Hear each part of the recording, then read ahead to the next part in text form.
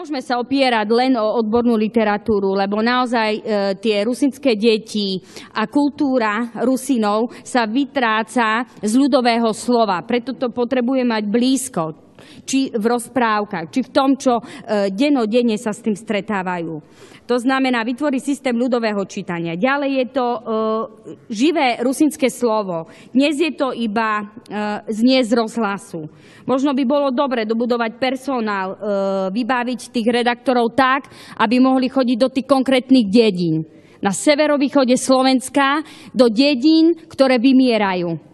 Aby ukázali skutočný život Rusínov a možno naozaj takých, jak ste hovorili, že sú na krajičku chudoby a nikto tam o nich ani nezakopne.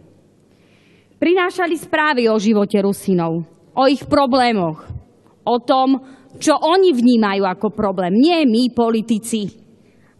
A za tie peniaze môžu ísť priamo do terénu. Kde nie je škola, tam nie je knižnica a teda naozaj sa ľudia častokrát nemôžu stretávať s literatúrou, ktorú by si možno aj tí ľudia prečítali. Rozprávky a podobne. Niet ľudovej kultúry. Niet. Máme dve múzeá. Možno by stálo za to, je to s rovnakou tematikou, možno by vyhovovalo jedno a skôr sa presunúť práve do propagácie, do terénu a tam šíriť ľudovú kultúru.